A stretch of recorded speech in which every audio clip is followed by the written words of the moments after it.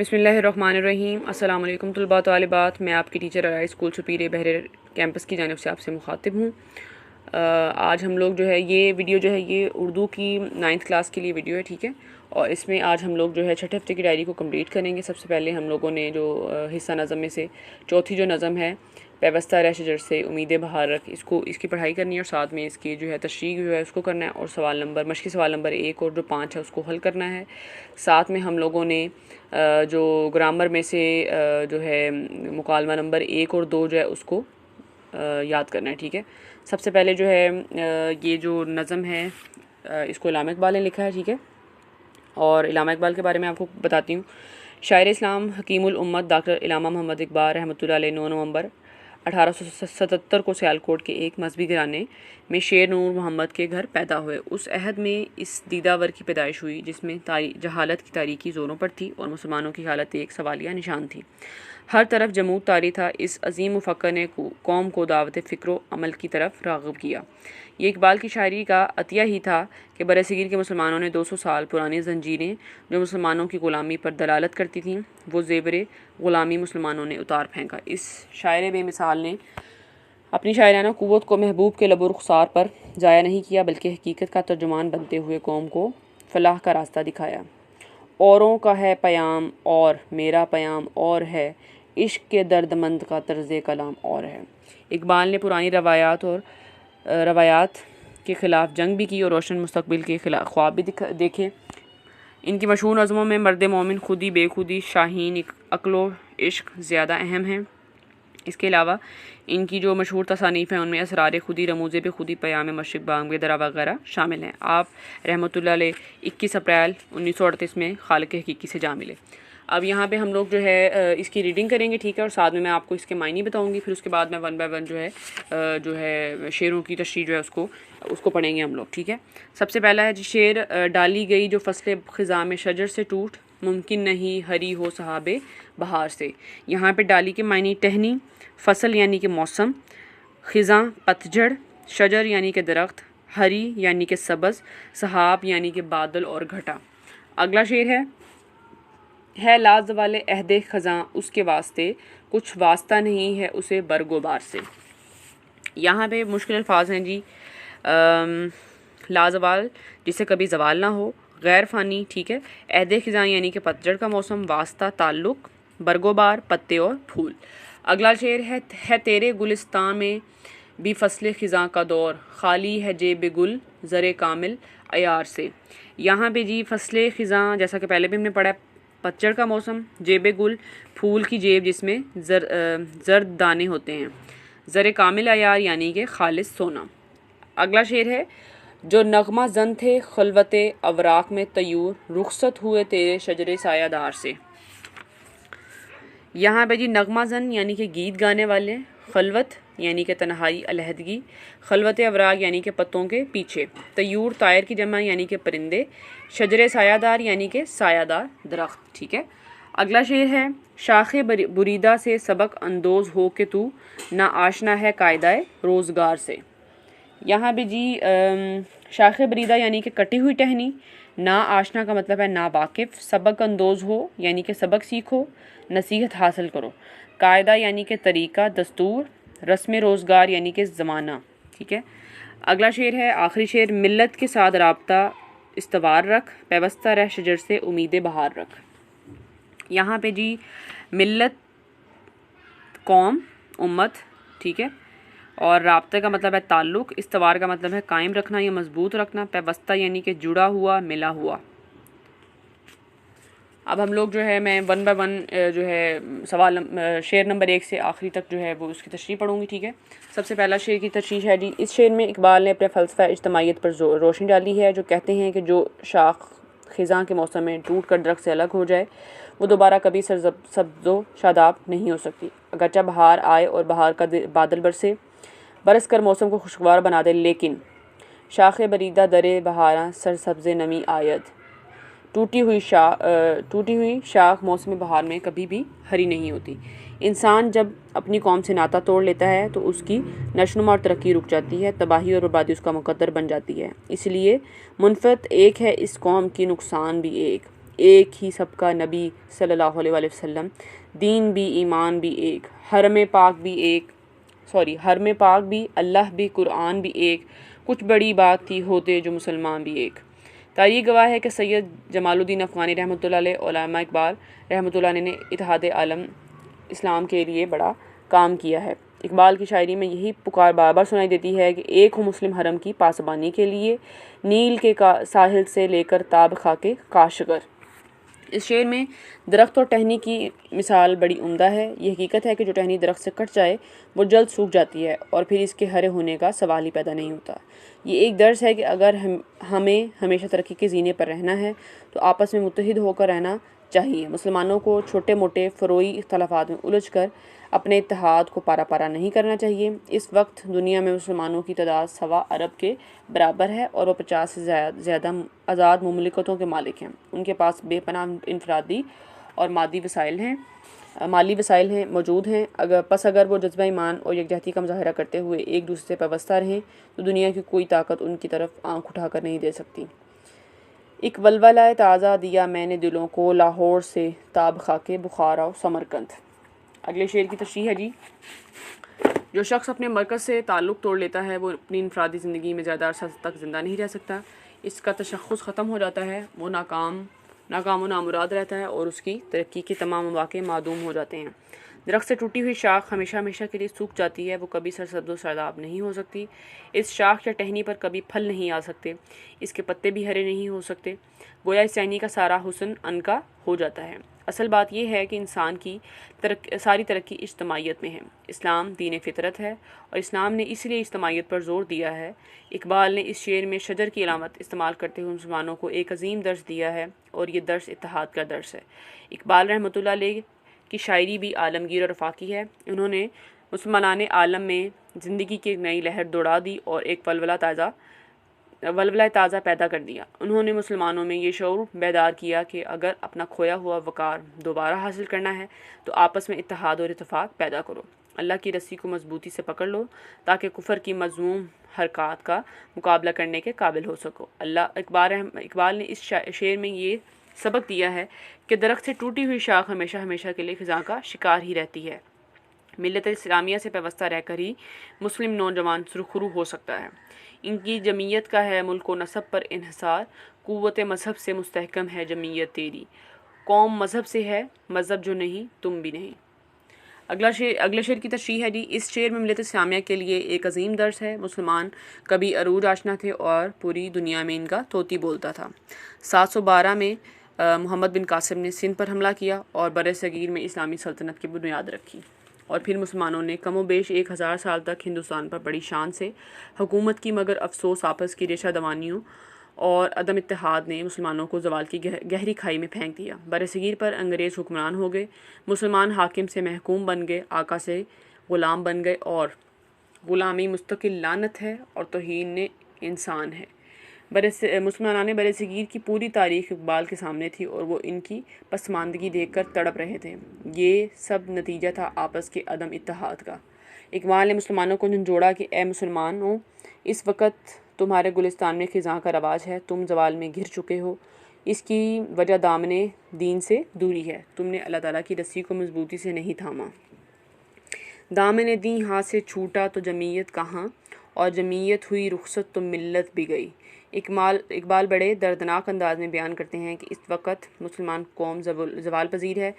इनके दिल जज्बे जहाद से खाली हो चुके हैं, वो हाथ पर हाथ धरे मुंतज़िर फ़रदा हैं और यही सबब है कि वो ग़ुलामी की ज़ंजीरों में जकड़े हुए हैं। इकबाल रहमतुल्लाह अलैह अपने मौक़िफ़ की वज़ाहत के लिए दरख्त और टहनी की मिसाल पेश करते हैं और कहते हैं कि मुसलमानों के गुलिस्तान में ख़िज़ा का मौसम आया हुआ है और वो दरख्तों की शादाबी पत्तों की सरसब्ज़ी और ताज़ा फलों से महरूम हो चुके हैं और बाग में जितने शुगुफ्ता फूल नज़र आते थे, इन फूलों का दामन खालिस सोने से खाली हो चुका है। याद रहे कि फूल के 4 हिस्से होते हैं, अंखड़ियाँ, पंखड़ियाँ, हामिल ज़र और बक्चा मादा। फूलों को हाथ में पकड़ा जाए तो हाथों में जर्द सफ़ूफ सा लग जाता है, यही हामिल ज़र होता है और इसी से फूल की शदाबी और खुशबू पैदा होती है। मुराद ये है कि मुसलमानों के गुलिस्तान के फूल खुशबू और शादाबी से महरूम हो चुके हैं। अब ऐसे लोग बाकी नहीं रहे जो ईमान की दौलत से माला माल थे। हमें इस वक्त इत्तेहाद की जितनी ज़रूरत है पहले कभी ना थी। मारूफ शायर प्रोफेसर रियाज असगर शाही ने कहा है, मुसलमान गैर के आगे था सूरत फौलाद, था अपने हल्का यारा में नर्म रेशम से, मगर वो आज है अपनों की खून का प्यासा, तवक्को जैसे थी जिन्नो मल्क को आदम अलैहिस्सलाम से। और मुसलमान ओजे सुरैया को चूम सकता है जो रिश्ता जोड़ ले अब भी रसूल अकरम सल्लल्लाहु अलैहि वसल्लम से। असल में इकबाल इस शेर में कहना ये चाहते हैं कि इस वक्त मुसलमान ज़वाल आशना हैं। इस ज़वाल से निकलने का बस एक ही तरीका है कि आपस में इत्तेहाद और इत्तफाक़ हो और मुसलमान तफरकाबादी छोड़कर एक हो जाएं। इत्तेहाद ही एक ऐसी ताकत है जो दूसरी कौमों पर फतह याब कर सकती है। जब इस्लाम ने हमें भाई भाई बना दिया है तो आपस में फूट और इंतशार चाहे मायनी दारत। अगले शेर की तशरीह है। इकबाल कहते हैं कि मुसलमान अपने इस वक्त तबाही और ज़वाल से दो चार हैं। वो महकूमी और ग़ुलामी की हालत में हैं। इनका वक़ार खाक में मिल चुका है। उम्मत मुसलमान के अजीम सपूत जिन्होंने दामे दरमे कदमे सख ने मुसलमानों को बेदार किया, इनमें जज्बा हुर्रियत पैदा किया और इन्हें आज़ादी की राह दिखाई, एक एक करके दुनिया से रुखसत हो चुके हैं। वो रहबराने कौम जो मिलत इस्लामिया को मुत्तहिद होकर ताकत के हसूल की तलकीन करते थे और कहा करते थे कि इज्तिमाइयत ही तरक्की की असल बुनियाद है। यकीन मुहक्कम अमले पहम मोहब्बत फ़ातिह आलम, जहादे ज़िंदगानी में हैं ये मर्दों की शमशीरें। इकबाल रहमतुल्लाह अलैह ने देखा कि बरसगीर में मुखलिस रहनुमा सैयद जमालुद्दीन अफ़ग़ानी रहमतुल्लाह अलैह, सैयद अहमद ख़ान, मौलाना मोहम्मद अली जौहर रहमतुल्लाह अलैह और ऐसे ही अजीम लोगों ने मुसलमानों को कुफ़र के मुकाबले में एक होने की तलकीन की। हकीकत ये है कि दुनिया में कामयाबी का राज ही यकजहती और इत्तेहाद है।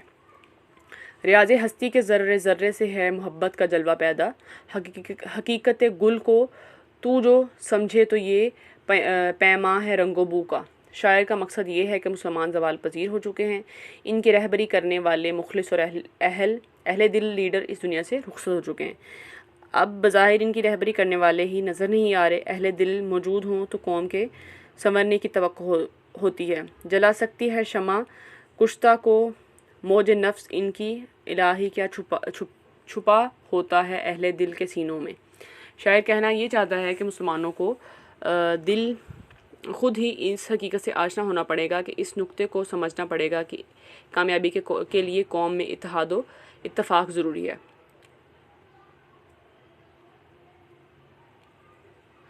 पूरी कौम का जहद पहम और सही सिफ्त को अपना कर मिल्लत की कश्ती को तूफ़ान से निकालना ज़रूरी है और इस मकसद के लिए एक ही मनारा नूर है और वो है इत्तेहाद इत्तफ़ाक़, क्योंकि असा ना हो तो कलीमी है कार बेबुनियाद।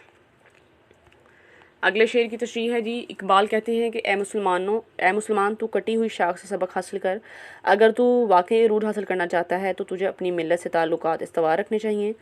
मिल्लत इस्लामिया की कौम का सरचश्मा मिली इत्तेहाद है। इकबाल ने इसी बुनियादी हकीकत को ज़हन नशीन कराने की कोशिश की है कि इत्तेहाद और इज्तिमाइयत ही से कामयाबी मुमकिन है। इत्तेहाद एक ऐसी ताकत है जिसमें कामिल तमानियत, गैर मुतज़लज़ल ईमान और जोश अमल मुज़मिर है। बाजू तेरा तौहीद की कुव्वत से कवी है, इस्लाम तेरा देश है तो मुस्तफ़ी सल्लल्लाहु अलैहि वसल्लम है। इकबाल कहते हैं कि ज़माने और फितरत का असूल ये है कि जो टहनी दरख्त से टूट कर अलग हो जाए वो कभी सरसब्ज़ो शादाब नहीं हो सकती। वो सूख जाती है, इस पर कभी पत्ते नहीं लगते और ना फल फूल आते हैं। किसी किताब की शराज़ा बंदी इत्तफ़ाक़ व इत्तेहाद की मरहून मिन्नत है। मुंतशिर अवराक पर किताब का इतलाक़ नहीं होता। जब मुंतशिर अवराक को बाहम जोड़कर शराज़ा बंदी कर दी जाए तो किताब वजूद में आ जाती है। इसी तरह मुसलमान इकट्ठे हों तो कौम वजूद में आती है। तारीख़ गवाह है कि जब मुसलमान मुत्तहिद होकर मैदान अमल में आए तो चंद ही सालों में दुनिया पर छा गए और इनकी अज़मत का डंका बजने लगा। लेकिन जब मुसलमान बाहमी नाइत्तफ़ाक़ी और इंतशार का शिकार हो गए तो वो ज़वाल और पस्ती के गड़े में जा गिरे और गैर कौमें इन पर गालिब आ गईं। आज भी दुनिया में मुसलमानों के दोबारा उभरने का एक ही ज़रिया है कि वो बाहम मुत्तहिद हो जाएँ, बाहमी इख्तलाफ़ात को पस पुश्त डाल दें और दुश्मनों के मुकाबले में सीसा फैलाई हुई दीवार बन जाए।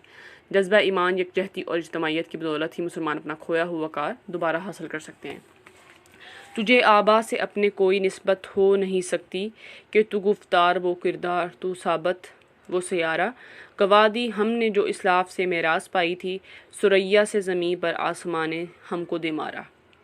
शेर में मुसलमानों को इत्तेहाद, यकजहती और इज्तिमाइयत का पैगाम दिया है।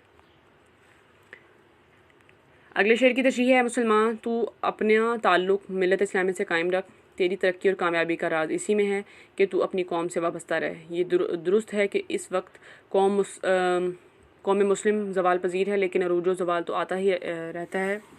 ये ज़माने का दस्तूर है, अरूज भी आर्जी है और ज़वाल भी आर्जी है। तरक्की और तनज़्ज़ुल को यहाँ है कुछ अरसा, मिसाल माह ज़्यादा नहीं महीने से।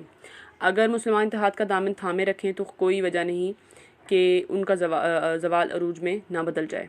कौम मुस्लिम में जब इत्तफ़ाक़ और यकजहती थी तो वो सारी दुनिया पर छा गई थी और दूसरी अक़वाम ने इसके आगे घुटने टेक दिए थे। बकौल मौलाना हाली, हर एक इल्म के फ़न के जोया हुए वो, हर एक काम में सबसे बाला हुए वो, फलाहत में बेमिसलो यकता हुए वो, सियाहत में मशहूर दुनिया हुए वो, हर एक मुल्क में उनकी फैली अमारत, हर एक कौम ने उनसे सीखी तजारत। इकबाल मुसलमान नौजवान से मुखातिब होकर कहते हैं कि तुम्हारी खुशहाली का राज ये है कि मिल्लत के वजूद में गुम हो जा। इस्लाम एक मुकम्मल ज़ाब्ता हयात है और इसके असूलों पर अमल करके ही तू कामयाबी की मनाज़िल तय कर सकता है। इस शेर में इकबाल रहमतुल्लाह अलैह ने मुसलमानों को फ़लसफ़ा इज्तिमाइयत पर अमल करने की दावत दी है। ये नस्म मकसदियत का एक अजीम शाहकार है। यही मुकाम है मोमिन की क़ुव्वतों का अयार, इसी मकाम से आदम अलैहिस्सलाम है ज़िल्ले सुबहानी।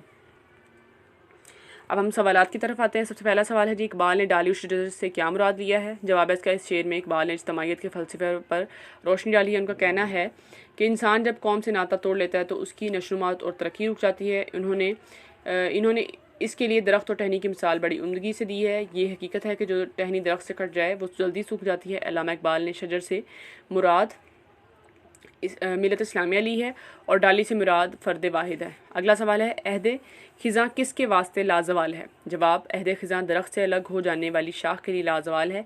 इससे मुराद ये है कि जो शख्स अपने मरकज़ से ताल्लुक़ तोड़ लेता है, वो अपना तशख़्ख़ुस ख़त्म कर बैठता है, फिर वो हमेशा के लिए अपने असल से दूर रहता है। अगला सवाल है, किसके गुलिस्तान में फ़स्ल ख़िज़ां का दौर है?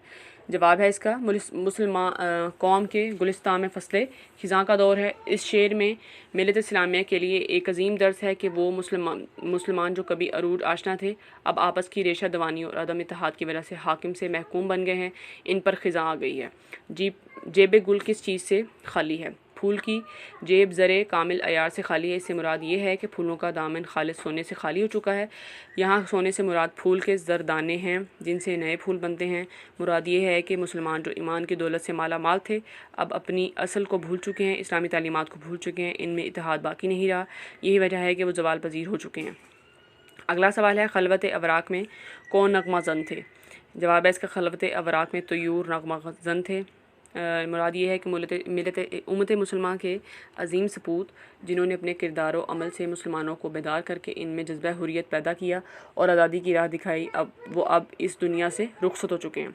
अगला सवाल है जी, हमें किस चीज़ से सबक अंदोज़ होना चाहिए? जवाब है इसका, अल्लामा इकबाल कहते हैं कि हमें कटी हुई शाख से सबक हासिल करना चाहिए। ज़माने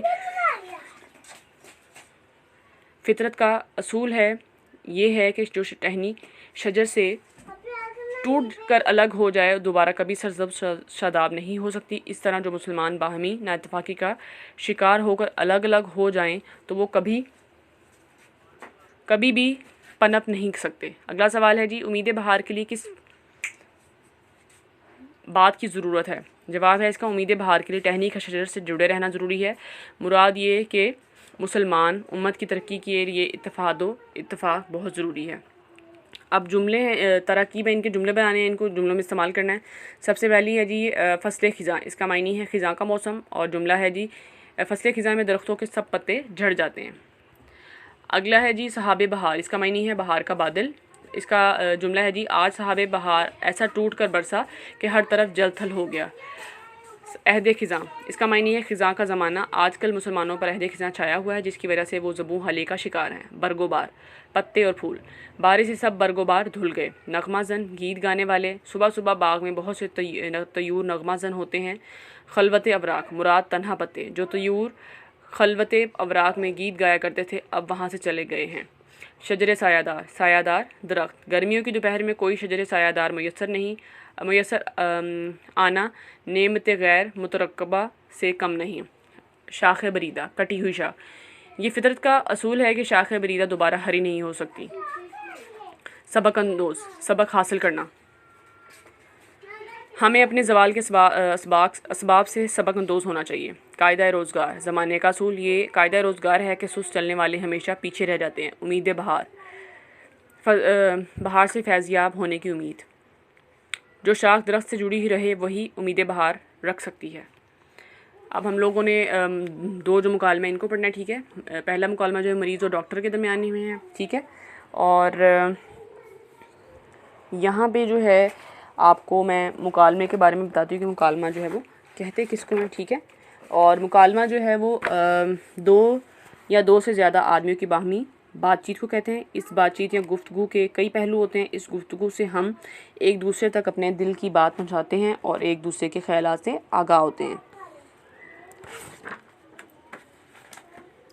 जो पहला मुकालमा है ये मरीज़ और डॉक्टर के दरमियान है, ठीक है। अब इसको पढ़ते हैं। मरीज़, डॉक्टर साहब अस्सलाम वालेकुम। डॉक्टर वालेकुम अस्सलाम, तशरीफ़ रखिए। मरीज़, तशरीफ़ रखना ही तो मुश्किल है। डॉक्टर, क्यों भाई, ऐसी क्या तकलीफ़ हो गई? मरीज़, तकलीफ़ ही तकलीफ़ है, रात भर परेशान रहा हूँ, घड़ी भर सो नहीं सका। डॉक्टर, तकलीफ़ तो भाई तकलीफ़ ही है, सेहत ठीक ना हो तो चैन नहीं आता। मरीज़, कुछ दवा भी दीजिए, मरा जा रहा हूँ। डॉक्टर, बीमारी बताओ तो दवा दूँ। मरीज़, डॉक्टर साहब पेट में सख्त दर्द है, बैठिए, बैठे चैन आता है ना लेटे। डॉक्टर, ये दर्द कब से है? मरीज़, आज रात से। डॉक्टर, रात क्या खाया था? मरीज़, रोटी का एक टुकड़ा। डॉक्टर, क्या आपने पहले कभी रोटी नहीं खाई? रात की रोटी में क्या ख़ास बात थी? मरीज़, रात की रोटी में ख़ास बात ये थी कि जो जली हुई थी। डॉक्टर, अरे तुम जली हुई रोटी खा गए? मरीज़, सिर्फ़ एक टुकड़ा खाया था। डॉक्टर, ओहो, क्या आपकी नज़र कमज़ोर है? लेट जाओ, तुम्हारी आंखों में दवा डालता हूँ। मरीज़, नज़र ठीक है, पेट में कुछ डालिए ताकि दर्द से जान बचे। डॉक्टर, वादा करो कि आइंदा जली हुई रोटी नहीं खाओगे। मरीज़, 100 बार वादा करता हूँ, हाय मेरा पेट। डॉक्टर मरीज़ को गोली खिलाता है। मरीज़, डॉक्टर साहब शुक्रिया, दर्द कम हो रहा है, मैं जाता हूँ। डॉक्टर, अरे मियाँ, दवा की कीमत तो देते जाओ। मरीज़, दवा की कीमत दर्द से आराम ही तो है। डॉक्टर, दवा की कीमत दाम भी हैं जिनसे दवाएं ख़रीदी जाती हैं। मरीज़, दवा की कीमत अदा करके। अस्सलाम वालेकुम। डॉक्टर, वालेकुम अस्सलाम, रोटी खाने से पहले देख लिया करो कि जली हुई तो नहीं। मरीज़ शुक्रिया अदा करते हुए चला जाता है। अगला मुकालमा जो है दुकानदार और ख़रीदार के दरमियान है, ठीक है। इसकी रीडिंग करते हैं। ख़रीदार, अस्सलाम वालेकुम। दुकानदार, वालेकुम अस्सलाम, आइए तशरीफ़ लाइए। ख़रीदार, आपकी दुकान में रुमाल भी हैं? दुकानदार, रुमाल ही नहीं, जुराबें, बुनियानें, छतरियाँ, सभी कुछ हैं। ख़रीदार, रुमाल दिखाइए, कोई सस्ता सा सूती हो। दुकानदार, ये देखिए रुमाल, निहायत नफीस और नरम। ख़रीदार, आपने जुराबों का जिक्र किया था, वो भी दिखाइए। दुकानदार, रुमाल के मुताल्लिक क्या फ़ैसला किया है, कितने पेश करूं? ख़रीदार, जुराबें दिखाइए तो रुमाल का फ़ैसला भी हो जाएगा। दुकानदार, ये देखिए जुराबें रेशमी है, रेशमी, कितने जोड़े पेश करूं? ख़रीदार, आप माल दिखा रहे हैं, कीमत नहीं बताते, क्या आप अपनी चीज़ें बिन दामों बेचते हैं? दुकानदार, हाँ साहब, बिल्कुल मुफ्त, कीमत बराए नाम है। रुमाल 80 रुपये का है और जुराबों का जोड़ा 120 रुपये का। ख़रीदार, मियाँ दुकानदार, ये कीमत तो बहुत ज़्यादा है, वैसे रुमाल भी नफीस है और जुराबें भी। दुकानदार, हम अपने माल को चंद पैसों के नफ़े पर बेचते हैं, किसी और दुकान से दरियाफ्त कर लें, फिर आपकी तसल्ली हो जाएगी। दुकानदार साहब, हमारी दुकान का हिसाब बाटा जैसा समझिए, एक ज़ुबान एक दाम। ख़रीदार, अगर आप सचमुच दुरुस्त कहते हैं तो मुझे आपकी सच्चाई पर फ़ख्र है। अब मैं सच्ची दुकान छोड़कर झूठी दुकानों पर नहीं जाऊंगा। दुकानदार, फिर हुक्म कीजिए, आपकी कदरदानी का शुक्रिया। ख़रीदार, 5 रुमाल, 5 जोड़े जुराब और एक छतरी भी डाल दीजिए, मगर अच्छी सी हो। दुकानदार ये लीजिए, आपकी तशरीफ़ आवरी का शुक्रिया। ख़रीदार रकम तो आपने ना बताई ना वसूल की, शुक्रिया मुफ्त में दे मारा। दुकानदार ये लीजिए बिल, कुल 800 रुपये ही तो हुए। ख़रीदार ये लीजिए 1000 रुपये अपनी रकम वसूल कीजिए और बकाया दीजिए। दुकानदार ये तो लेने के देने पड़ गए। अच्छा, आपकी खुशी के लिए ये लीजिए 200 रुपया। तुलबा तालिबात, आप लोगों ने ये जो शुरू में हम लोगों ने तशरीह पढ़ी है, इसको आपने अच्छे तरीके से याद करना है और उसको अपनी कॉपी में लिखना भी है। सवालों के जवाब और जो जुमले थे वो भी आप अपनी कॉपी में लिखेंगे और साथ में याद करेंगे। ये दोनों मुकालमे जो हैं ये भी आप लोगों ने जो है इनको याद करना है अच्छे तरीके से। ओके तुलबा तालिबात, अपना ख्याल रखिएगा। अल्लाह हाफ़िज़।